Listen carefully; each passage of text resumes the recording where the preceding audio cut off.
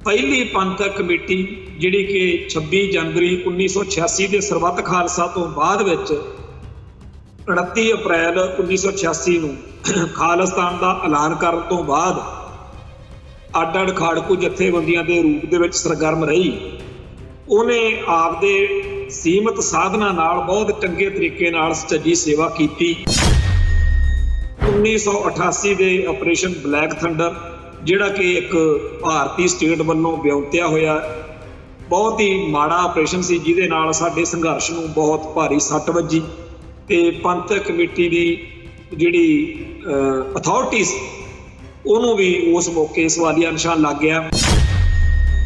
Indian state system ਨੇ ਆਪਣੇ ਪੱਤੇ ਇਸ ਹਿਸਾਬ ਨਾਲ ਖੇਡੇ ਕਿ ਬੜੀ ਤੇਜ਼ੀ ਨਾਲ ਖਾੜਕੂ ਲਹਿਰ ਦਾ ਸਫਾਇਆ ਕਰ ਦਿੱਤਾ ਗਿਆ। ਫਿਰ ਉਸ ਤੋਂ ਬਾਅਦ ਵਿੱਚ ਜੋ ਮਾਹੌਲ ਬਣਿਆ ਉਹਦੇ ਵਿੱਚ ਪੰਥਕ ਕਮੇਟੀ ਜਿਹੜੀ ਆ ਉਹ ਵੀ ਹੌਲੀ ਹੌਲੀ ਖਤਮ ਹੁੰਦੀ ਆਪਦੀ ਅਹਿਮੀਅਤ ਗਵਾਉਂਦੀ ਗਈ। ਸਿੱਖਾਂ ਨੂੰ ਖਾੜਕੂ ਜਾਂ ਖਾਲਿਸਤਾਨੀ ਧਿਰਾਂ ਵਿੱਚੋਂ ਜਦੋਂ ਕਿਸੇ ਪਾਸਿਓਂ ਦਾ ਕੋਈ ਨਹੀਂ ਸੀ ਮਿਲ ਰਿਹਾ ਉਦੋਂ ਉਹ ਫਿਰ ਬਾਦਲ ਦਲ ਵੱਲ 1997 'ਚ ਝੁਕ ਗਿਆ ਪੰਥ, ਪਰ ਬਾਦਲ ਦਲ ਨੇ ਹੋਰ ਜ਼ਿਆਦਾ ਨਿਰਾਸ਼ ਕੀਤਾ। ਭਾਗਵੇਂ ਬ੍ਰਿਗੇਡ ਵੱਲ ਬਾਦਲ ਦਲ ਦਾ ਝੁਕ ਜਾਣਾ, ਖਾਸ ਤੌਰ ਤੇ ਹਿੰਦੂ ਰਾਸ਼ਟਰ ਵਾਲੀਆਂ ਧਿਰਾਂ ਨੂੰ ਮਜ਼ਬੂਤ ਕਰਨਾ, RSS ਦੇ ਹੱਥ ਦਾ ਹੱਥ ਠੋਕਾ ਬਣ ਜਾਣਾ, ਇਹ ਸਾਰੇ ਕਾਸੇ ਕਰਕੇ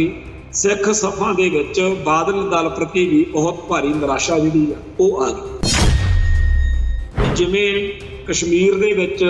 ਕਸ਼ਮੀਰ ਦੀ ਆਜ਼ਾਦੀ ਲਈ ਲੜਨ ਵਾਲੀਆਂ ਸਾਰੀਆਂ ਜਿਹੜੀਆਂ ਜਥੇਬੰਦੀਆਂ ਸੀ ਉਹਨਾਂ ਨੇ ਰਲ ਕੇ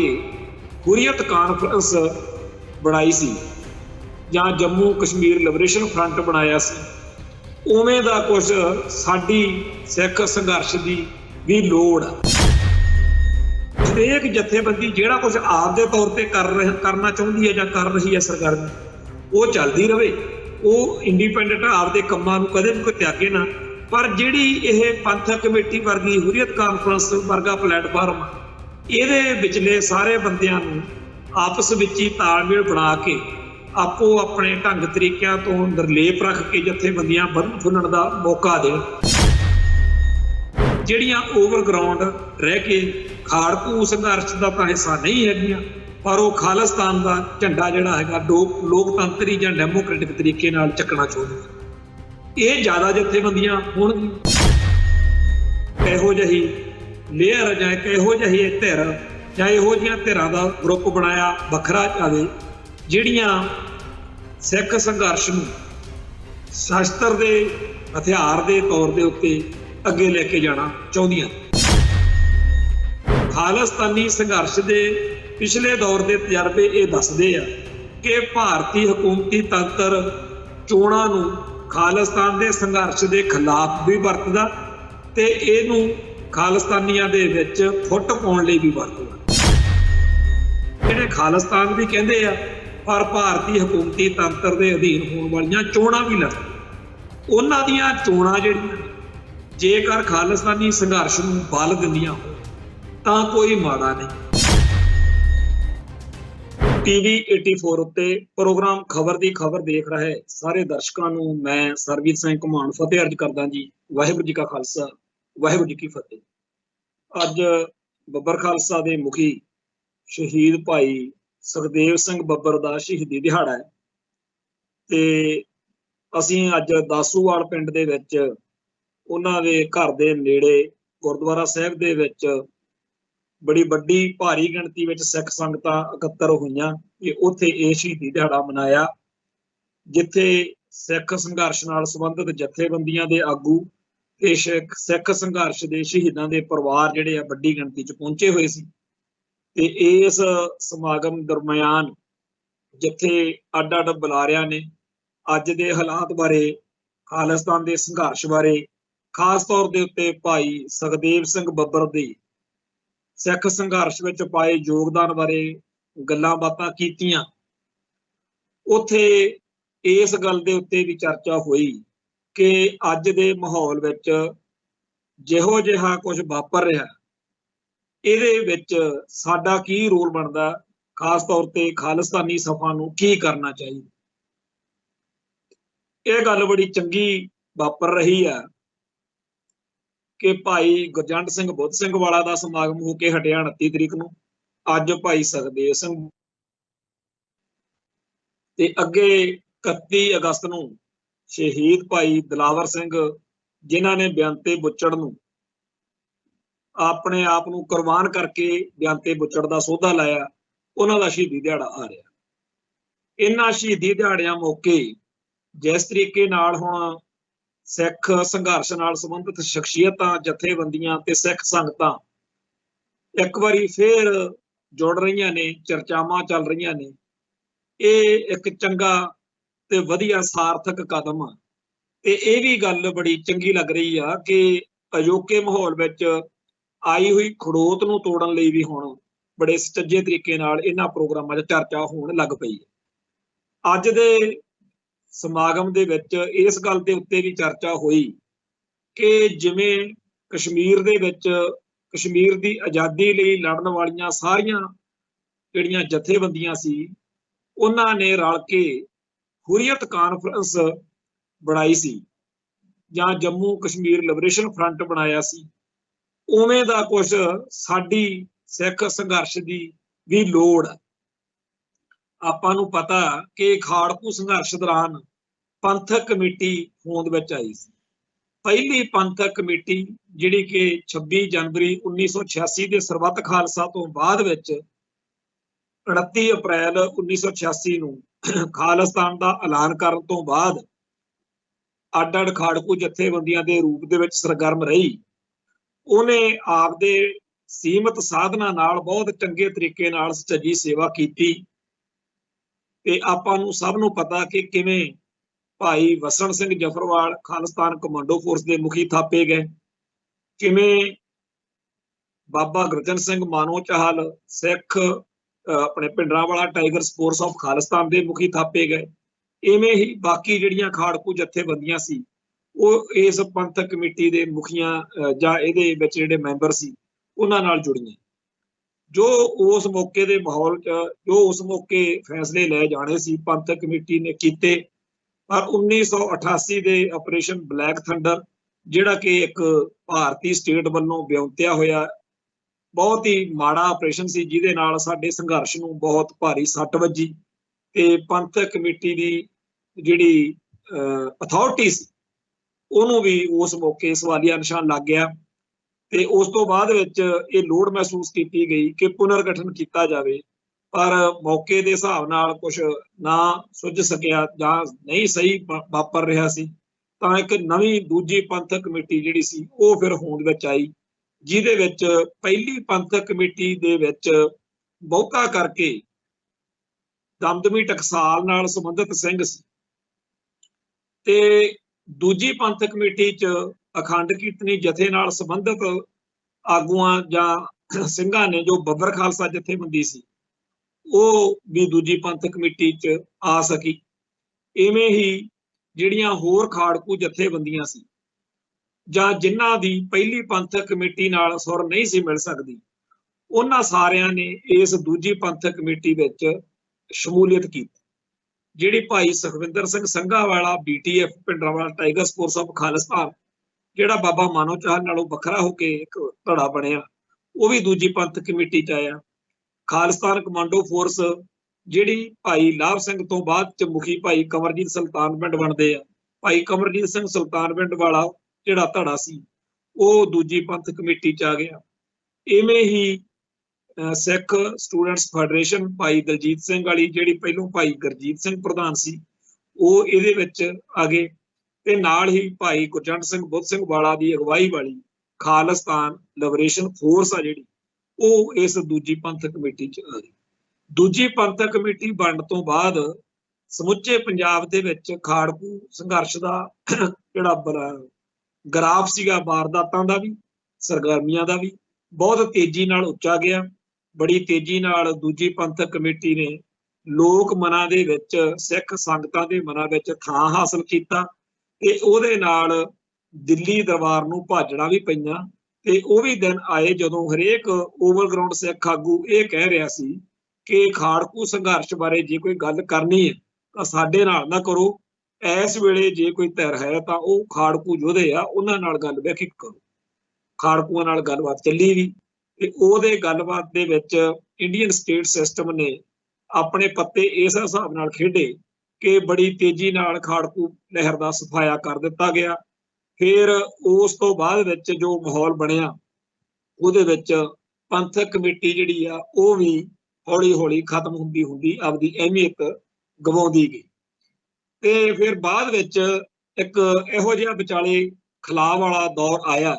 ਜਿਹਦੇ ਵਿੱਚੋਂ ਸਿੱਖਾਂ ਨੂੰ ਖਾੜਕੂ ਜਾਂ ਖਾਲਿਸਤਾਨੀ ਧਿਰਾਂ ਵਿੱਚੋਂ ਜਦੋਂ ਕਿਸੇ ਪਾਸਿਓਂ ਦਾ ਕੋਈ ਨਹੀਂ ਸੀ ਮਿਲ ਰਿਹਾ ਉਦੋਂ ਉਹ ਫਿਰ ਬਾਦਲ ਦਲ ਵੱਲ 1997 ਚ ਝੁਕ ਗਿਆ ਪੰਥ।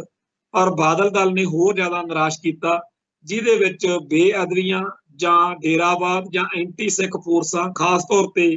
ਭਾਗਵੇਂ ਬ੍ਰਿਗੇਡ ਵੱਲ ਬਾਦਲ ਦਲ ਦਾ ਝੁਕ ਜਾਣਾ, ਐਂਟੀ ਸਿੱਖ ਫੈਸਲੇ ਜਿਹੜੇ ਸੀ, ਚਾਹੇ ਉਹ ਕਸ਼ਮੀਰ ਦੇ ਖਿਲਾਫ ਸੀ, ਚਾਹੇ ਉਹ ਇਸ ਭਾਰਤ ਵਿੱਚ ਹੋਰਨਾਂ ਸੂਬਿਆਂ ਦੇ ਵਿੱਚ ਜਿਹੜੀਆਂ ਬੀਜੇਪੀ ਦੀਆਂ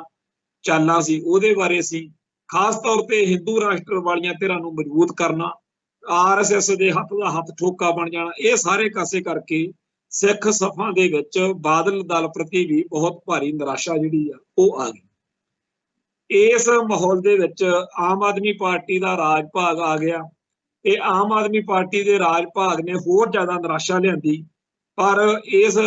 ਦੌਰ ਵਿੱਚ ਭਾਈ ਅਮਰਤਪਾਲ ਸਿੰਘ ਜਾਂ ਦੀਪ ਸਿੱਧੂ ਦੇ ਕਰਕੇ, ਸ਼ਹੀਦ ਭਾਈ ਦੀਪ ਸਿੱਧੂ ਦੇ ਕਰਕੇ ਇੱਕ ਮਾਹੌਲ ਨਵੇਂ ਤਰੀਕੇ ਦਾ ਸਾਹਮਣੇ ਆਇਆ, ਜਿਸ ਤੋਂ ਬਾਅਦ ਵਿੱਚ ਅੱਜ ਦੀ ਜਿਹੜੀ ਸਿਚੁਏਸ਼ਨ ਆ ਉਹ ਸਾਡੇ ਸਾਹਮਣੇ ਉੱਭਰਦੀ ਹੈ। ਅੱਜ ਦੇ ਮਾਹੌਲ ਵਿੱਚ ਬਹੁਤ ਭਾਰੀ ਲੋੜ ਆ ਕਿ ਬੀਤੇ ਸੰਘਰਸ਼ ਦੀਆਂ ਜਿਹੜੀਆਂ ਸਰਗਰਮ ਸ਼ਖਸੀਅਤਾਂ ਰਹੀਆਂ ਨੇ, ਜਿਨ੍ਹਾਂ ਜਥੇਬੰਦੀਆਂ ਨੇ ਉਸ ਦੌਰ ਦੇ ਵਿੱਚ ਮੋਢੀ ਹੋ ਕੇ ਕੰਮ ਕੀਤਾ ਹੈ, ਉਹਨਾਂ ਦਾ ਜਿਹੜਾ ਆਧਾਰ ਆ ਉਹ ਕਿਸੇ ਨਾ ਕਿਸੇ ਰੂਪ ਦੇ ਵਿੱਚ ਅੱਜ ਵੀ ਬਰਕਰਾਰ ਆ, ਉਹਨਾਂ ਦਾ ਆਦਰ ਸਤਿਕਾਰ ਕਿਸੇ ਨਾ ਕਿਸੇ ਰੂਪ ਚ ਕਾਇਮ। ਦੂਜਾ, ਸਿੱਖ ਸੰਘਰਸ਼ ਦੇ ਸ਼ਹੀਦਾਂ ਦੇ ਪਰਿਵਾਰ ਆ ਜਿਹੜੇ, ਉਹਨਾਂ ਦਾ ਇੱਕ ਆਪਦਾ ਯੋਗਦਾਨ, ਆਪਦੀ ਇੱਕ ਹੈਸੀਅਤ, ਆਪਦੀ ਇੱਕ ਅਹਿਮੀਅਤ ਆ। ਇਵੇਂ ਹੀ ਧਾਰਮੀ ਫੌਜੀ ਜਿਹੜੇ ਜੂਨ 1984 ਨੂੰ ਦਰਬਾਰ ਸਾਹਿਬ ਦੇ ਉੱਤੇ ਹਮਲੇ ਦੀ ਗੱਲ ਸੁਣ ਕੇ ਬੈਰਕਾਂ ਛੱਡ ਕੇ ਮੈਦਾਨ ਵਿੱਚ ਆ ਗਏ, ਉਹਨਾਂ ਦਾ ਇੱਕ ਰੋਲ ਆ। ਸੋ ਇਸ ਤਰੀਕੇ ਦੀਆਂ ਬਹੁਤ ਸਾਰੀਆਂ ਜਿਹੜੀਆਂ ਨਿੱਕੀਆਂ ਵੱਡੀਆਂ ਧਿਰਾਂ ਧੜੇ ਨੇ, ਇਹਨਾਂ ਸਾਰਿਆਂ ਦਾ ਇਸ ਦੌਰ ਵਿੱਚ ਇੱਕ ਨਵਾਂ ਰੂਪ ਸਰੂਪ ਅਸੀਂ ਦੇਖ ਰਹੇ ਹਾਂ। ਭਾਈ ਗੁਰਜੰਟ ਸਿੰਘ ਬੁੱਧ ਸਿੰਘ ਵਾਲੇ ਦੇ ਸ਼ਹੀਦੀ ਦਿਹਾੜੇ ਵਾਲੇ ਦਿਨ ਵੀ ਅਸੀਂ ਇਹ ਗੱਲ ਮਹਿਸੂਸ ਕੀਤੀ ਅੱਜ ਵੀ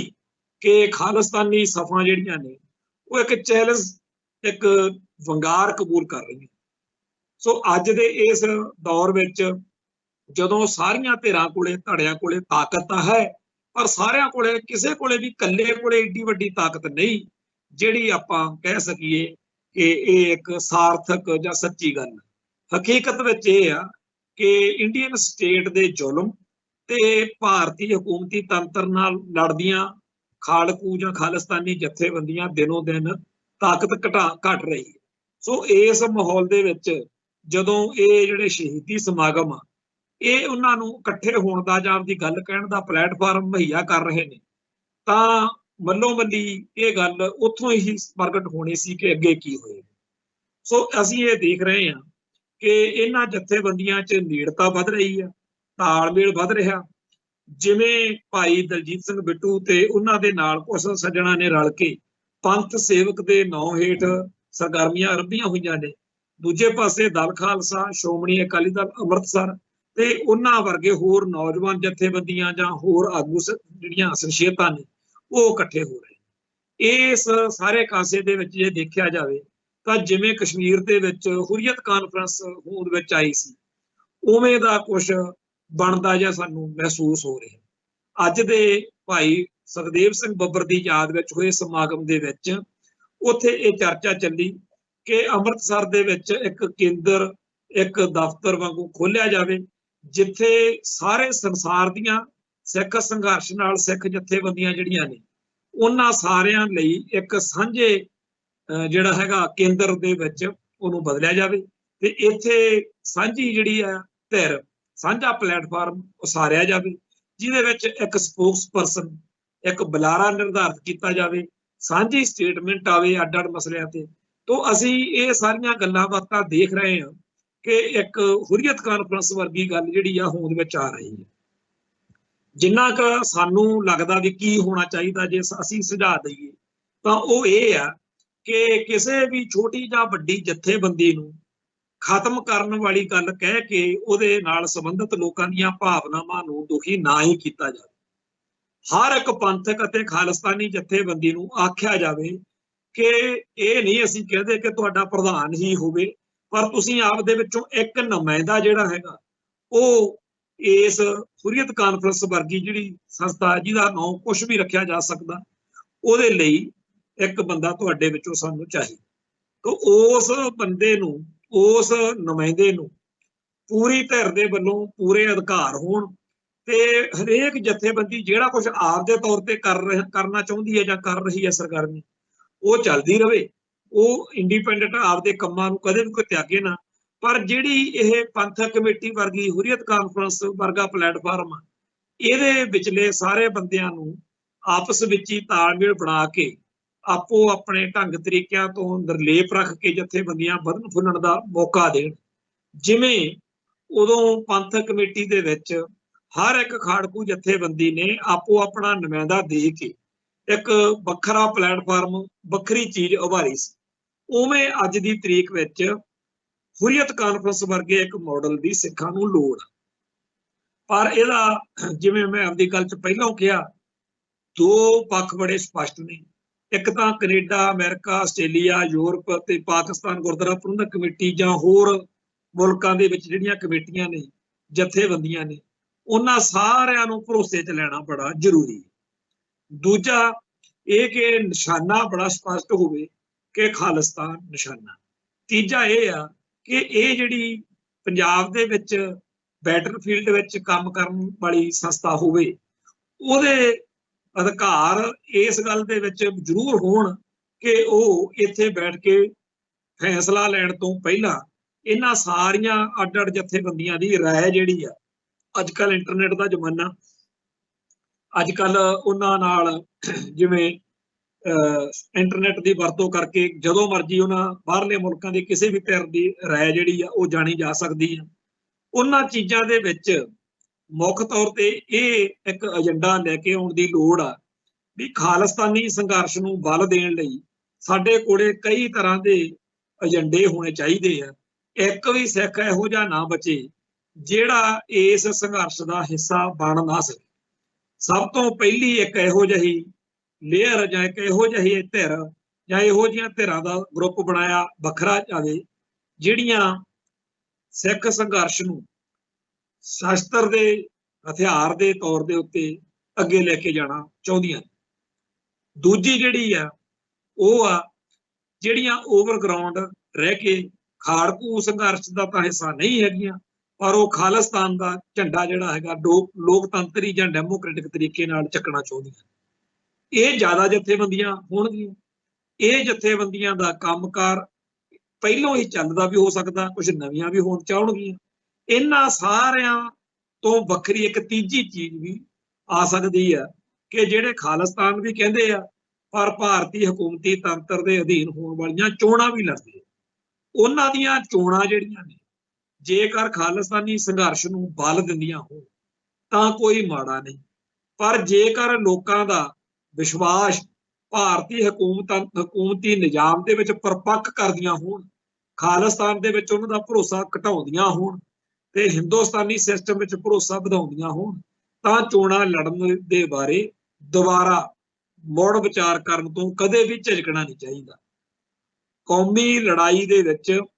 ਸਾਧਨ ਕੋਈ ਬਹੁਤੇ ਅਹਿਮੀਅਤ ਨਹੀਂ ਰੱਖਦੇ ਹੁੰਦੇ। ਸਾਧਨਾਂ ਨੂੰ ਚਿੰਬੜੇ ਰਹਿਣ ਨਾਲ ਜਾਂ ਜੋ ਇੱਕ ਵਾਰੀ ਕਹਿਤਾ ਉਹਦੇ ਨਾਲ ਇੱਕੋ ਵਾਰੀ ਕਹਿਣ ਤੋਂ ਬਾਅਦ ਸਦਾ ਲਈ ਵੱਜ ਜਾਣਾ, ਇਹ ਕਦੇ ਵੀ ਕਾਰਗਰ ਨਹੀਂ ਰਿਹਾ। ਖਾਲਿਸਤਾਨੀ ਸੰਘਰਸ਼ ਦੇ ਪਿਛਲੇ ਦੌਰ ਦੇ ਤਜਰਬੇ ਇਹ ਦੱਸਦੇ ਆ ਕਿ ਭਾਰਤੀ ਹਕੂਮਤੀ ਤੰਤਰ ਚੋਣਾਂ ਨੂੰ ਖਾਲਿਸਤਾਨ ਦੇ ਸੰਘਰਸ਼ ਦੇ ਖਿਲਾਫ ਵੀ ਵਰਤਦਾ ਤੇ ਇਹਨੂੰ ਖਾਲਿਸਤਾਨੀਆਂ ਦੇ ਵਿੱਚ ਫੁੱਟ ਪਾਉਣ ਲਈ ਵੀ ਵਰਤਦਾ। 1990-91 ਦੇ ਦੌਰ ਦੇ ਵਿੱਚ ਖਾੜਕੂ ਸੰਘਰਸ਼ ਨਾਲ ਸੰਬੰਧਿਤ ਜਥੇਬੰਦੀਆਂ ਦੀ ਇਹ ਤਕਲੀਫ ਰਹੀ ਕਿ ਸਿੱਖ ਸੰਘਰਸ਼ ਦੇ ਸ਼ਹੀਦਾਂ ਦੇ ਪਰਿਵਾਰ ਚੋਣਾਂ ਲੜਨ ਲਈ ਲੰਗਰ ਲੰਗੋਟੇ ਕਸੀ ਫਿਰਦੇ ਆ, ਪਰ ਇਹਨਾਂ ਦੇ ਉਹ ਸ਼ਹੀਦ ਜਿਨ੍ਹਾਂ ਦੇ ਕਰਕੇ ਪੰਥ ਇਹਨਾਂ ਦਾ ਸਤਿਕਾਰ ਕਰਦਾ ਪਰਿਵਾਰਾਂ ਦਾ, ਉਹਨਾਂ ਦਾ ਸਪਸ਼ਟ ਨਿਰਣਾ ਸੀ ਕਿ ਸਾਡਾ ਭਾਰਤੀ ਹਕੂਮਤੀ ਤੰਤਰ ਨਾਲ ਰਿਸ਼ਤਾ 1984 ਨੂੰ ਉਸ ਦਿਨ ਟੁੱਟ ਗਿਆ ਜਦੋਂ 4 ਜੂਨ ਨੂੰ 4:40 ਦੇ ਉੱਤੇ ਭਾਰਤੀ ਹਕੂਮਤ ਨੇ ਪਹਿਲਾ ਗੋਲਾ ਦਰਬਾਰ ਸਾਹਿਬ ਵੱਲ ਨੂੰ ਦਾਗਿਆ ਸੀ। ਤੇ ਉਸ ਸਿਸਟਮ ਦਾ ਹਿੱਸਾ ਬਣਨਾ,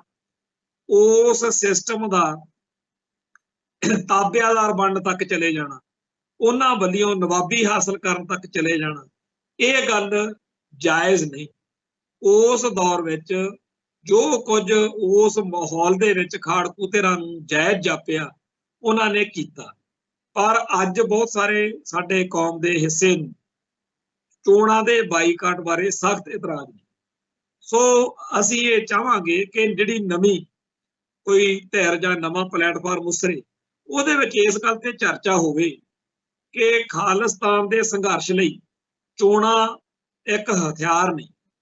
ਜੇ ਚੋਣਾਂ ਲੜ ਕੇ ਕੌਮ ਦਾ ਫਾਇਦਾ ਹੁੰਦਾ, ਸੰਘਰਸ਼ ਨੂੰ ਬਲ ਮਿਲਦਾ। ਜਿਵੇਂ 1999 ਦੇ ਵਿੱਚ ਜਦੋਂ ਸਰਦਾਰ ਸਿਮਰਨਜੀਤ ਸਿੰਘ ਮਾਨ ਤੇ ਹੋਰ ਬਹੁਤ ਸਾਰੇ ਲੋਕ ਇਲੈਕਸ਼ਨਾਂ ਜਿੱਤੇ, ਉਸ ਮੌਕੇ ਖਾਲਿਸਤਾਨੀ ਲਹਿਰ ਨੂੰ ਬਹੁਤ ਬਲ ਮਿਲਦਾ ਸੀ, ਕਿਉਂਕਿ ਹਰੇਕ ਚੋਣਾਂ ਦੇ ਬਾਰੇ ਇਹ ਸੋਚਦਾ ਸੀ ਵੀ ਖਾਲਿਸਤਾਨੀਆਂ ਦੀ ਜਿੱਤ ਹੋ ਰਹੀ ਆ, ਇਹ ਖਾਲਿਸਤਾਨੀ ਸਫਾਂ ਦਾ ਕੱਦ ਕਰਦਾਰ ਬੁਲੰਦ ਹੋ ਰਿਹਾ। ਦੂਜੇ ਪਾਸੇ 1990-91 ਤੋਂ ਬਾਅਦ ਜਿਹੜਾ ਚੋਣਾਂ ਦੇ ਬਾਈਕਾਟ ਵਾਲਾ ਮਸਲਾ ਬਣਿਆ, ਉਦੋਂ ਇੰਡੀਅਨ ਸਟੇਟ ਸਿਸਟਮ ਇਹ ਕਹਿ ਰਿਹਾ ਸੀ ਕਿ ਦੇਖੋ ਇਹਨਾਂ ਨੇ ਚੋਣਾਂ 'ਚ ਹਿੱਸਾ ਲੈ ਕੇ ਇਹ ਸਾਬਤ ਕਰ ਦਿੱਤਾ ਕਿ ਬੇਸ਼ੱਕ ਦਰਬਾਰ ਸਾਹਿਬ ਤੇ ਹਮਲਾ ਜਾਂ ਨਵੰਬਰ 84 ਦਾ ਕਤਲੇਆਮ ਜਾਂ ਹੋਰ ਬਹੁਤ ਭਾਰੀ ਨੁਕਸਾਨ ਸਿੱਖਾਂ ਦਾ ਹੋਇਆ, ਪਰ ਇਹ ਸਾਰੇ ਕਾਸੇ ਦੇ ਬਾਵਜੂਦ ਸਿੱਖਾਂ ਦਾ ਭਾਰਤੀ ਨਿਜ਼ਾਮ ਦੇ ਵਿੱਚ ਭਰੋਸਾ ਬਰਕਰਾਰ ਹੈ। ਜਦੋਂ ਇਹ ਗੱਲ 1985 ਅਤੇ 1999 ਦੀਆਂ ਚੋਣਾਂ ਤੋਂ ਬਾਅਦ ਇੰਡੀਅਨ ਸਟੇਟ ਨੇ ਆਖੀ, ਜਿਵੇਂ ਕਿ ਰਾਜੀਵ ਗਾਂਧੀ ਨੇ ਪਾਰਲੀਮੈਂਟ ਦੇ ਵਿੱਚ ਆਖਰੀ ਤਕਰੀਰ ਜਿਹੜੀ ਕੀਤੀ, ਉਹਦੇ ਵਿੱਚ ਕਿਹਾ ਕਿ ਅਸੀਂ ਕੁਝ ਖੱਟਿਆ ਜਾਂ ਗਵਾਇਆ, ਪਰ ਅਸੀਂ ਇੰਨੀ ਗੱਲ ਕਹਿ ਰਹੇ ਹਾਂ ਕਿ ਜਿਨ੍ਹਾਂ ਨੇ ਬੀਤੇ ਦੌਰ ਵਿੱਚ ਖਾਲਿਸਤਾਨ ਦੇ ਏਜੰਡੇ ਨੂੰ, ਖਾਲਿਸਤਾਨ ਦੇ ਝੰਡੇ ਨੂੰ ਬੁਲੰਦ ਕੀਤਾ ਸੀ, ਉਹਨਾਂ ਨੇ ਭਾਰਤੀ ਸੰਵਿਧਾਨ ਦੀ ਸਹੁੰ ਚੱਕ ਕੇ ਲੋਕ ਸਭਾ ਦੀ ਚੋਣ ਲੜੀ।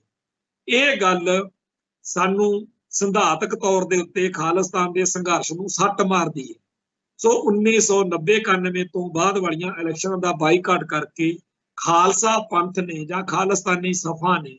ਦਿੱਲੀ ਦਰਬਾਰ ਅਤੇ ਸਮੁੱਚੇ ਭਾਈਚਾਰੇ ਨੂੰ ਅੰਤਰਰਾਸ਼ਟਰੀ ਪੱਧਰ ਦੇ ਉੱਤੇ ਇਹ ਦਰਸਾਇਆ ਕਿ ਸਾਡਾ ਭਾਰਤੀ ਹਕੂਮਤੀ ਸਿਸਟਮ ਦੇ ਵਿੱਚ ਯਕੀਨ ਨਹੀਂ ਹੈ।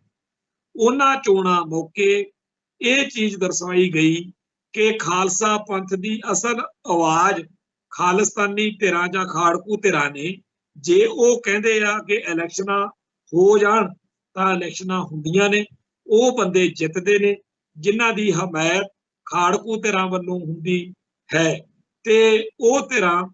ਜੇਕਰ ਇਲੈਕਸ਼ਨ ਦੇ ਵਿੱਚ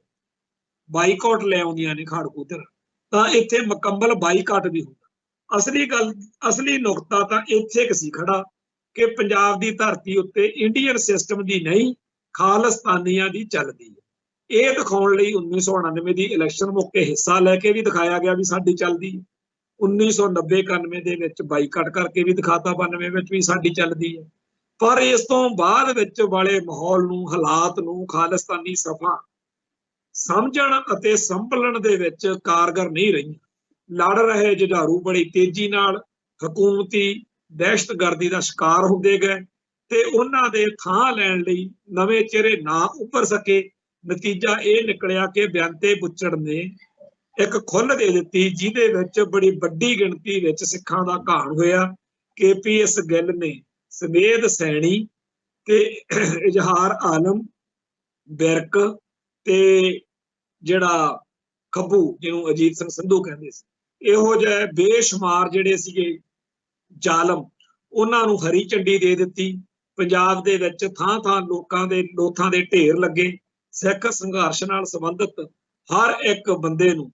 ਸੇਕ ਲੱਗਿਆ,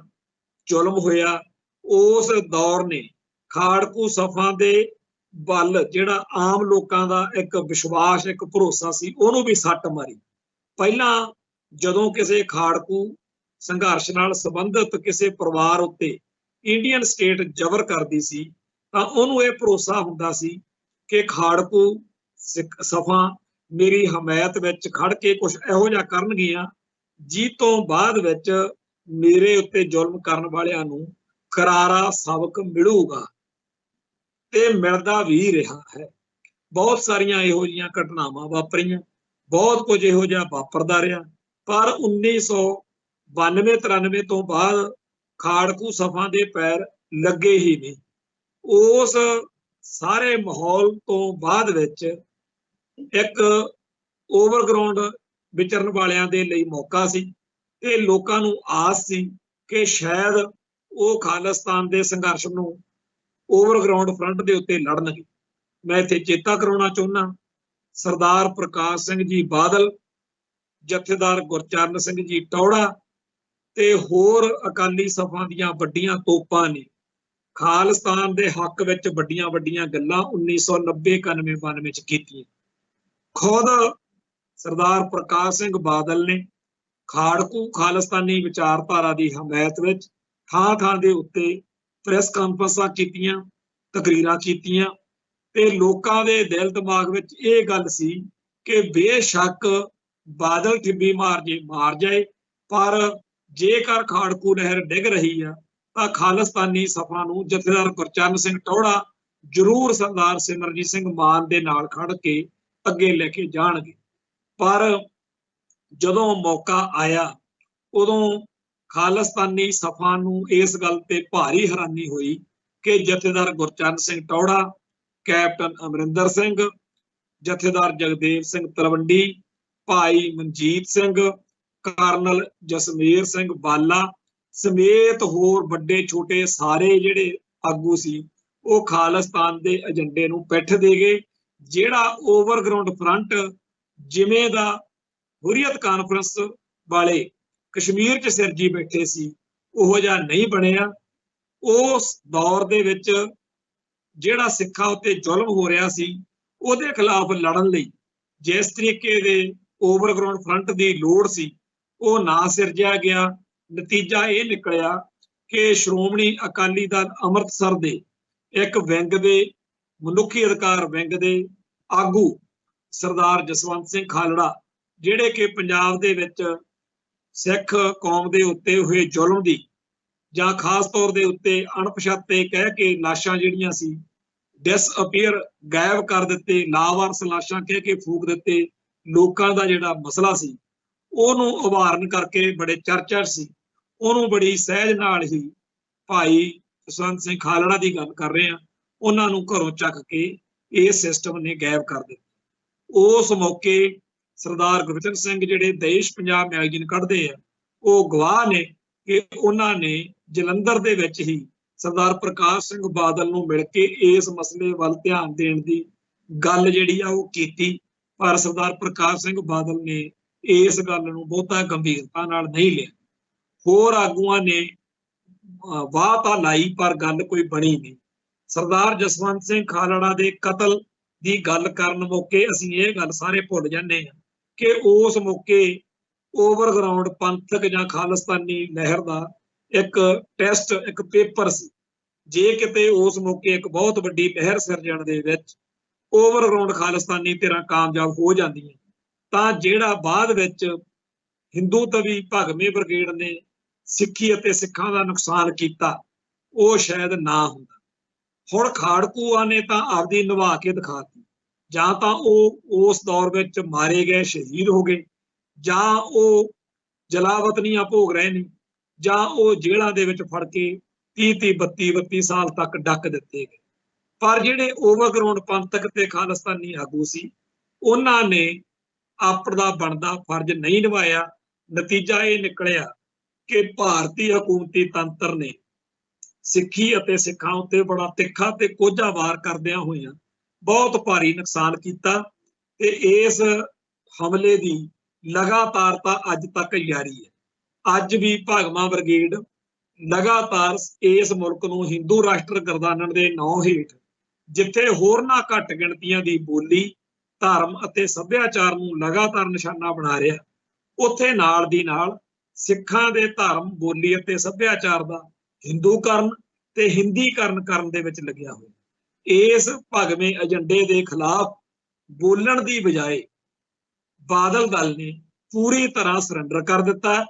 ते ਉਹ इस गल च बैठे आ कि किसी तरीके नाल भगवें एजेंडे नाल साडी सुर मिल जावे ते असीं सत्ता किसी तरीके नाल हासिल कर लईए। दूजे पासे बादल दल दे ਇਹ भी किसी ना किसी रूप दे विच गल दिमाग च फसी हुई आ कि पंथक जां खालिस्तानी कहाउंदे लोकां ने बरगाड़ी ते होर घटनावां दे विच साडा विरोध करके साडे कोलों सत्ता दूर कीती है ते जे किते कंध कलाह नूं भगवें ब्रिगेड जां किसी होर आसरे नाल सानूं सत्ता मिल गई तां असीं सब तो पहिलां इन्हां दा लेखा करना जिहड़े पंथक जां खालिस्तानी आगू ने। सो इस माहौल दे विच जदों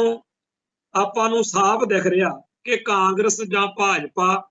जां अकाली दल बादल जां आम आदमी पार्टी पिछले सियासी भलवानां तो कोई आस नहीं है, तां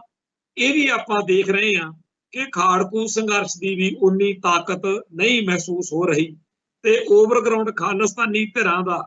अजे किसी ना किसी रूप दे विच इत्थे बल बचिया होया है। तां बड़ी भारी लोड़ है कि ओवरग्राउंड खालिस्तानी सफा कोई मजबूत प्लेटफार्म सिरजण जिहड़ा खाड़कू अते खालिस्तानी धिरां तो वखरा ते आजाद रह के इहो जिहा कुछ कर सके जिहदे नाल लोक मनां दे विच बादल दल प्रति जिहड़ा निराशा जां दुख वा तकलीफ आ ਉਹਦਾ बदल बन सकीए ते नाल दी नाल खालिस्तानी अंदोलन नूं उस अकाली दल दा जां उस प्लेटफार्म दा बदल मिल सके। ਇਹਦੇ ਲਈ एक अंतरराष्ट्रीय पद्धर की सरगर्मी की लोड़ है। ये आपां जानते हैं कि मौजूदा अकाली दल जिहदे उत्ते बादल परिवार का कब्जा होने तो बाद वो असली रूप अते स्वरूप गवा चुके हैं, वो आपदी असल विरासत तो टुट चुके हैं। वो बनने दे पिछे घट्टो घट्ट 70-80 साल साडे सिख बजुर्गां दीयां कुर्बानियां दी दास्तान खड़ी है। हुण इस अकाली दल तो जिहड़ा बादल परिवार की झोली च पिया होया कोई बहुती आस बची नहीं, पर यह भी नहीं कि सब कुछ खत्म हो गया। जदों अज तो सदियां पहला गुरु साहिबान ने मसंद थापे, उन्होंने जदों घपले कीते, जदों गड़बड़ होई तां गुरु पातशाह ने मसंद प्रथा नूं रद्द करके उन्हां दी थां नवां बदल देण मौके कोई बहुता ज़्यादा नहीं सोचिया। नाल दी नाल अपने इतिहास की वो साखी भी है जदों आख्या गया कि ये मसंद जिहड़े गड़बड़ा करदे, जिहड़े गुरु दी गोलक दा, गुरु दी संगत दे दसबंध दा दुर वरतों करके संगत नूं धोखा दे रहे आ, पंथ नूं धोखा दे रहे आ, उन्हां नूं इत्थे दाड़ी तो फड़ के लियाओ। पर एक विच इहो जिहा भी मसंद जाहिर सी, साबित सी, प्रगट सी, जिहदी दाड़ी नूं कोई नहीं सी फड़ सकदा क्योंकि वो सच्ची दाड़ी सी, क्योंकि उन्होंने कदे भी जिहड़ा सीगा गड़बड़ नहीं सी की, गुरु दी गोलक दी अमानत जिहड़ी सी वो च खयानत नहीं सी की। सो जिवें सारे दे सारे मसंद माड़े नहीं सी, पर उस मौके मसंद प्रथा दा भोग पाउणा जरूरी हो गया सी। इवें ही मंजी प्रथा दा सी, इवें ही फिर गुरुद्वारियां दा प्रबंध 18वीं ते 19वीं सदी तो बाद जिन्हां दे कोल आया, उन्होंने जो गड़बड़ा कीतियां तां अपने बजुर्गां ने एक बड़ी भारी एजीटेशन लड़ी, जिन्हों शुरू करन दे पिछे तां सिंह सभा लहर सी, पर गुरुद्वारा सुधार लहर मौके ये संघर्ष जो सिखरां ते गया तां उस मौके दे माहौल दे विचों जो उस मौके ठीक लगदा सी वो फैसला होया, गुरुद्वारा एक्ट बनिया जिहदे विचों श्रोमणी गुरुद्वारा प्रबंधक कमेटी होंद विच आई। बेशक उस मौके भी संत बाबा अतर सिंह जी मस्तूआणे वालियां ने कह दिता सी कि महंत जिहड़े सी उन्हां तो तां खैड़ा छुड़वा लिया, पर जिहड़े हुण आपां कानूनी मानता वाले महंत बना रहे हैं, जदों किते इह बिटर गए फिर औखा हो। सो वाकिया ही इस वेले श्रोमणी अकाली दल के नाम हेठ बादल दल ने श्रोमणी गुरुद्वारा प्रबंधक कमेटी नूं मसंदां अते महंतां नालों भी माड़े माहौल विच धक दिता। जदों कोई ये गल कहंदा है तां उत्थे बहुत सारे श्रोमणी गुरुद्वारा प्रबंधक कमेटी दे विचों जां बादल दल दे विचों ਜਾਂ ਬਾਦਲ ਧਿਰ ਦੇ ਹਮੈਤੀਆਂ ਦੇ ਵਿੱਚੋਂ ਇਹ ਗੱਲ ਕਹਿੰਦੇ ਸੁਣੀਦੇ ਆ ਕਿ ਜੀ ਹੋ ਸਕਦਾ ਕੋਈ ਲੀਡਰ ਮਾੜਾ ਹੋਵੇ, ਹੋ ਸਕਦਾ ਕੋਈ ਸ਼੍ਰੋਮਣੀ ਕਮੇਟੀ ਦਾ ਅਧਿਕਾਰੀ ਜਾਂ ਮੁਲਾਜ਼ਮ ਮਾੜਾ ਹੋਵੇ, ਪਰ ਇਸ ਗੱਲ ਦੇ ਲਈ ਤੁਸੀਂ ਆਪਣੀ ਬਜ਼ੁਰਗਾਂ ਦੀ ਸਾਜੀ ਨਿਵਾਜੀ ਹੋਈ ਇਸ ਸੰਸਥਾ ਨੂੰ, ਜਿਹੜੀ ਪੰਥ ਦੀ ਸਰਮੌਰ ਸੰਸਥਾਵਾਂ ਚੋਂ ਗਿਣੀ ਜਾਂਦੀ ਹੈ, ਉਹਨੂੰ ਟਾਰਗੇਟ ਨਾ ਕਰੋ। ਇਹ ਗੱਲ ਸੁਣਨ ਨੂੰ ਬੜੀ ਖੂਬਸੂਰਤ ਲੱਗਦੀ ਹੈ, ਪਰ ਇਹ ਗੱਲ ਤਾਂ ਫਿਰ ਜਦੋਂ ਮਹੰਤਾਂ ਦਾ ਖਾਤਮਾ ਕੀਤਾ ਗਿਆ ਜਾਂ ਮਸੰਦਾਂ ਦਾ ਖਾਤਮਾ ਕੀਤਾ ਗਿਆ, ਉਦੋਂ ਵੀ ਕੋਈ ਨਾ ਕੋਈ ਇਹੋ ਜਿਹਾ ਸੱਚਾ ਸੁੱਚਾ ਹੋ ਸਕਦਾ ਜਿਹਦਾ ਬਹਾਨਾ ਲੈ ਕੇ ਕੋਈ ਐਡਵੋਕੇਸੀ ਕਰ ਸਕਦਾ ਸੀ ਕਿ ਜੀ ਸਾਰੇ ਮਸੰਦ ਤਾਂ ਨਹੀਂ ਮਾੜੇ, ਕੋਈ ਕਹਿ ਸਕਦਾ ਸੀ ਕਿ ਸਾਰੇ ਮਹੰਤ ਤਾਂ ਨਹੀਂ ਮਾੜੇ। ਸੋ ਸਚਾਈ ਦਾ ਬੀਜਨਾਸ ਸਦਾ ਲਈ ਸਦੀਵੀ ਤੌਰ ਤੇ ਤਾਂ ਕਦੇ ਵੀ ਨਹੀਂ ਹੋ ਸਕਦਾ, ਪਰ ਉਸ ਮੌਕੇ ਜਿਵੇਂ ਸਾਰੇ ਦੇ ਸਾਰੀ ਮਸੰਦ ਪ੍ਰਥਾ ਨੂੰ ਜਾਂ ਮਹੰਤਾਂ ਦੀ ਪ੍ਰਥਾ ਨੂੰ ਖਤਮ ਕੀਤਾ ਤੇ ਨਵਾਂ ਲੈ ਕੇ ਆਂਦਾ, ਅੱਜ ਵੀ ਸਮੇਂ ਦੀ ਭਾਰੀ ਲੋੜ ਮਹਿਸੂਸ ਹੋ ਰਹੀ ਹੈ ਕਿ ਅੱਜ ਵਾਲੇ ਇਸ ਸਿਸਟਮ ਤੋਂ ਖਹਿੜਾ ਛੁਡਵਾਇਆ ਜਾਵੇ, ਕੋਈ ਨਵਾਂ ਸਾਰਥਕ ਤੇ ਸੁਚੱਜਾ ਬਦਲ ਲੈ ਕੇ ਆਂਦਾ ਜਾਵੇ। ਇਹ ਡਿਬੇਟ ਚੱਲਣੀ ਬੜੀ ਅਤ ਜ਼ਰੂਰੀ ਆ ਕਿ ਕੀ ਸ਼੍ਰੋਮਣੀ ਕਮੇਟੀ ਸ਼੍ਰੋਮਣੀ ਅਕਾਲੀ ਦਲ ਦੇ ਵਿੱਚ ਰੀਫਾਰਮ ਕਰਕੇ ਇਨਕਲਾਬੀ ਬਦਲਾਅ ਲਿਆ ਕੇ ਕੁਝ ਹਾਸਲ ਹੋ ਸਕਦਾ, ਜਾਂ ਇਹਨਾਂ ਦੀ ਥਾਂ ਤੇ ਕੁਝ ਨਵਾਂ ਸਿਰਜਣ ਦੀ ਲੋੜ ਆ ਜਿਹੜੀ ਉਹ ਮਹਿਸੂਸ ਹੋ ਰਹੀ ਹੈ। ਇੱਥੇ ਮੈਂ ਇੱਕ ਗੱਲ ਹੋਰ ਸੰਗਤਾਂ ਨਾਲ ਸਾਂਝੀ ਕਰਨੀ ਚਾਹੁੰਦਾ ਕਿ ਜਿਨ੍ਹਾਂ ਦਿਨਾਂ ਦੇ ਵਿੱਚ ਸ਼੍ਰੋਮਣੀ ਕਮੇਟੀ ਹੋਂਦ ਵਿੱਚ ਆਈ,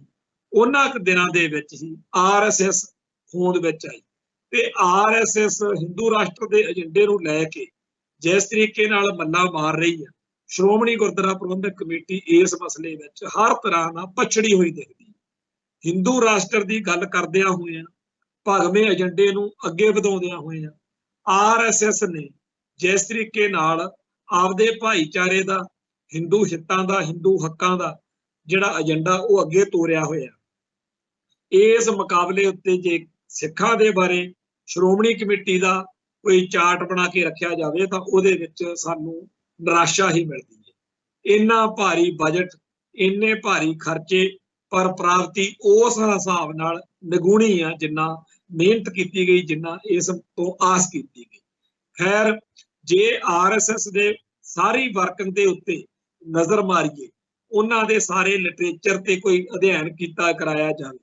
ਤਾਂ ਇਹ ਨਤੀਜੇ ਸਾਫ਼ ਤੁਹਾਡੇ ਸਾਹਮਣੇ ਆਉਣਗੇ ਕਿ ਉਹ 1920-25 ਦੇ ਦੌਰ ਵਿੱਚ ਹੀ ਨਹੀਂ ਖੜੇ ਰਹੇ। ਉਹਨਾਂ ਨੇ RSS ਦੇ ਵਿੱਚ ਸਮੇਂ-ਸਮੇਂ ਉੱਤੇ ਏਜੰਡੇ ਬਦਲੇ ਨੇ, ਸਮੇਂ-ਸਮੇਂ ਦੇ ਉੱਤੇ ਉਹਨਾਂ ਨੇ ਵਰਕਿੰਗ ਸਟਾਈਲ ਬਦਲਿਆ। ਜੇ ਉਹਨਾਂ ਨੂੰ ਲੱਗਿਆ ਕਿ ਤਿਰੰਗੇ ਝੰਡੇ ਲਹਿਰਾ ਕੇ ਹੀ ਅਸੀਂ ਅੱਗੇ ਵੱਧ ਸਕਦੇ ਹਾਂ, ਤਾਂ ਉਹਨਾਂ ਨੇ ਬੇਸ਼ੱਕ ਲੰਮਾ ਅਰਸਾ RSS ਦੇ ਹੈੱਡਕੁਆਟਰ ਉੱਤੇ ਤਿਰੰਗਾ ਨਹੀਂ ਸੀ ਝੁਲਾਇਆ, ਪਰ ਹੁਣ ਭਗਵਾਂ ਏਜੰਡਾ ਅੱਗੇ ਵਧਾਉਣ ਲਈ ਉਹ ਤਿਰੰਗਾ ਝੰਡਾ ਵੀ ਲੈ ਕੇ ਮੈਦਾਨ ਵਿੱਚ ਆਉਣ ਤੋਂ ਝਿਜਕੇ ਨਹੀਂ। ਹੋਰ ਬੇਅੰਤ ਇਹੋ ਜਿਹੇ ਤੱਤ, ਇਹੋ ਜਿਹੇ ਕਾਰਕ, ਇਹੋ ਜਿਹੇ ਐਲੀਮੈਂਟ ਤੁਹਾਡੇ ਸਾਹਮਣੇ ਰੱਖੇ ਜਾ ਸਕਦੇ ਆ,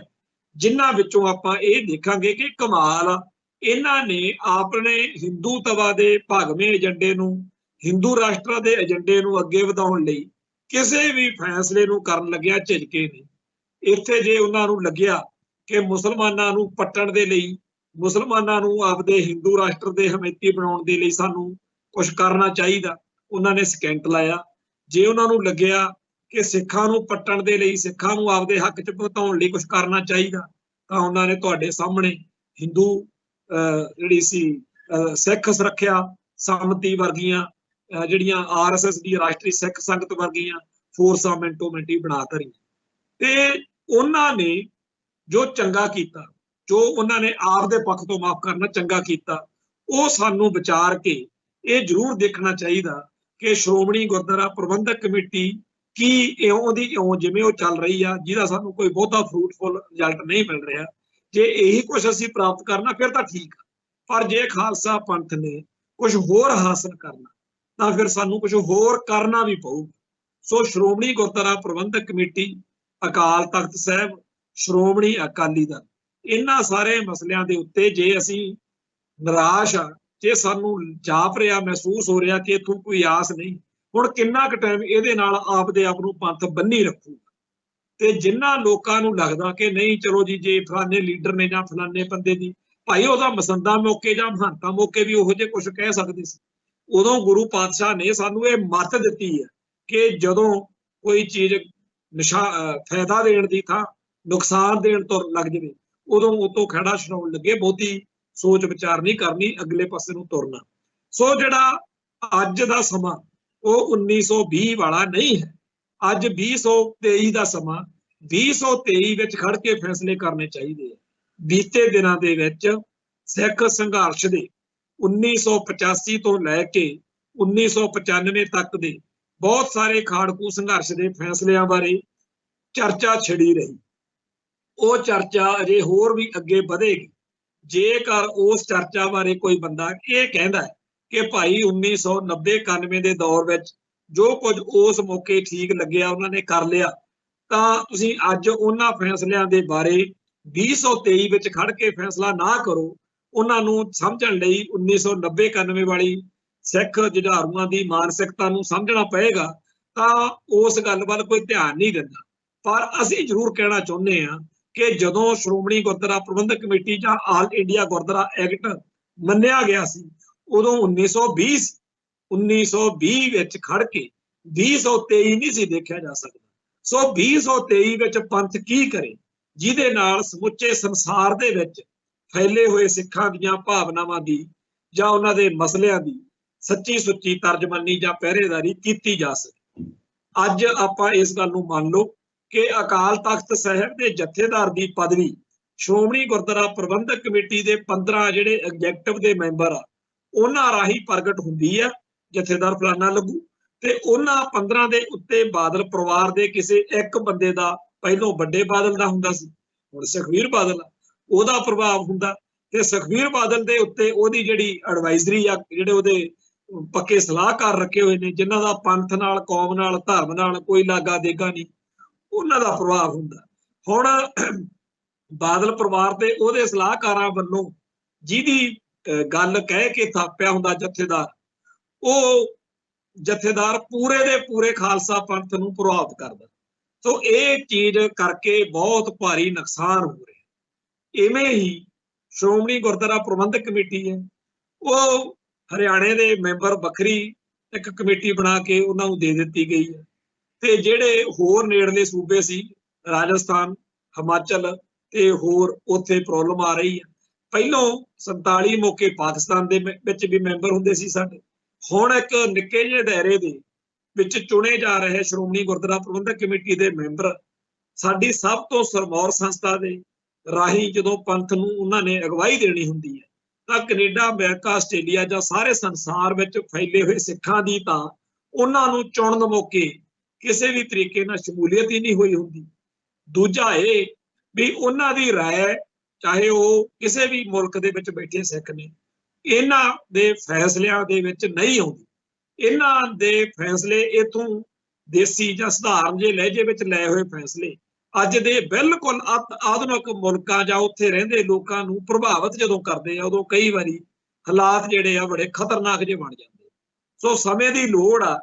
ਕਿ ਬਾਹਰਲੇ ਮੁਲਕਾਂ ਦੇ ਵਿੱਚ ਦੂਰ ਦਰੇਡੇ ਬੈਠੇ ਸਿੱਖਾਂ ਦੇ ਨੁਮਾਇੰਦਗੀ ਇਸ ਸਿਸਟਮ ਦੇ ਵਿੱਚ ਕਿਵੇਂ ਕਰਵਾਈ ਜਾਵੇ, ਇਹਦੇ ਬਾਰੇ ਚਰਚਾ ਹੋਵੇ। ਪਰ ਨਾ ਤਾਂ ਇਸ ਪਾਸੇ ਬਾਦਲ ਪਰਿਵਾਰ ਨੂੰ ਕੋਈ ਲੋੜ ਆ, ਨਾ ਭਾਰਤੀ ਹਕੂਮਤੀ ਤੰਤਰ ਨੂੰ ਲੋੜ ਆ, ਇਹ ਪੰਥ ਦੀ ਲੋੜ ਆ। ਸੋ ਆਲ ਇੰਡੀਆ ਗੁਰਦੁਆਰਾ ਐਕਟ ਦੀ ਗੱਲ ਛਿੜਦੀ ਰਹੀ ਹੈ। ਸੋ ਇਸ ਆਲ ਇੰਡੀਆ ਗੁਰਦੁਆਰਾ ਐਕਟ ਦੇ ਵਿੱਚ ਜਿਹਦੇ ਸਾਰੇ ਦੇ ਸਾਰੇ ਹਿੰਦੁਸਤਾਨ ਦੇ, ਭਾਰਤ ਦੇ ਗੁਰਦੁਆਰੇ, ਪਰ ਕੀ ਇਹਦੇ ਨਾਲ ਮਸਲੇ ਹੱਲ ਹੋ ਜਾਣਗੇ? ਸਾਨੂੰ ਇਹ ਮੰਨਣਾ ਚਾਹੀਦਾ ਕਿ ਜੇਕਰ ਆਲ ਇੰਡੀਆ ਗੁਰਦੁਆਰਾ ਐਕਟ ਵੀ ਭਾਰਤੀ ਹਕੂਮਤੀ ਨਿਜ਼ਾਮ ਬਣਾ ਦੇਵੇ ਤਾਂ ਵੀ ਸਾਰੇ ਸੰਸਾਰ ਦੇ ਵਿੱਚ ਫੈਲੇ ਹੋਏ ਸਿੱਖਾਂ ਦੀਆਂ ਭਾਵਨਾਵਾਂ ਦੀ ਤਸੱਲੀ ਨਹੀਂ ਹੋ ਸਕੇਗੀ। ਖਾਸ ਤੌਰ ਦੇ ਉੱਤੇ ਇੰਡੀਅਨ ਸਟੇਟ ਸਿਸਟਮ ਕਿਸੇ ਇਹੋ ਜਿਹੇ ਵਰਤਾਰੇ ਦੀ ਹਮਾਇਤ ਕਰਨ ਨਹੀਂ ਦੇ ਸਕਦਾ ਜਿਹੜਾ ਖਾਲਿਸਤਾਨੀ ਏਜੰਡੇ ਨੂੰ ਸਮਰਪਿਤ ਹੋਵੇ। ਜਾਣੀ ਕਿ ਖਾਲਿਸਤਾਨ ਦੇ ਏਜੰਡੇ ਤੇ ਖਾਲਿਸਤਾਨ ਦੇ ਝੰਡੇ ਨੂੰ ਕੁਰਬਾਨ ਜਾਂ ਉਹਨੂੰ ਲੈ ਕੇ ਅੱਗੇ ਵਧ ਰਹੇ ਕਿਸੇ ਸ਼੍ਰੋਮਣੀ ਕਮੇਟੀ ਜਾਂ ਆਲ ਇੰਡੀਆ ਗੁਰਦੁਆਰਾ ਐਕਟ ਦੇ ਵਿੱਚੋਂ ਨਿਕਲੀ ਹੋਈ ਕਿਸੇ ਕਮੇਟੀ ਵਿੱਚ ਉਹਦੀ ਨਹੀਂ ਸ਼ਮੂਲੀਅਤ ਹੋਣ ਦਿੱਤੀ ਜਾਵੇਗੀ। ਜਿਵੇਂ ਇੱਥੇ ਪਹਿਲਾਂ ਵਾਪਰ ਰਿਹਾ ਕਿ ਭਾਈ ਅਮਰੀਕ ਸਿੰਘ संत भिंडरां वालियां दे वल्लों चोण लड़ाए जाते हैं ते बड़ी मौज नाल ही अकाली उन्हां नूं हरा दिंदे। सो असीं इस गल बारे अज सोचीए, जदों ये चर्चावां नहीं करांगे, जदों ये गल्लां नहीं छेड़ांगे तां फिर खड़ोत बनी रहूगी ते साडी एनर्जी वेस्ट हुंदी रहूगी। सो बड़ा जरूरी है कि पहला सारे संसार विच फैले हुए सिख आपो अपने तौर ते जथेबंद होण ते उन्हां सारियां जथेबंदियां दा साझा केंद्र इत्थे बने पंजाब च अमृतसर दे विच, क्योंकि सिख कौम दी सिख होमलैंड दी एक राजधानी दे रूप दे विच खालिस्तान दी धार्मिक राजधानी तां घट्टो घट्ट अज दी तरीक विच साडी अमृतसर है ही। सो इत्थे बड़ी भारी लोड़ आ कि हुरीयत कानफ्रेंस वर्गा कोई मॉडल इत्थे उभारिया जावे। साडे व्यक्ति नूं कदे महान नहीं मन्निया जांदा, शख्सियत दी पूजा जां ओहदी जिहड़ी गल उवें करनी वो साडे सिख सिद्धांतां अनुसार कदे भी जायज़ नहीं। विचार नूं, खालसाई विचार नूं, सिख सिद्धांत नूं जरूर प्रवानगी है। सो खालसाई विचारधारा नूं प्रमुखता देण दे लई हुरीयत कानफ्रेंस वर्गा मॉडल लैके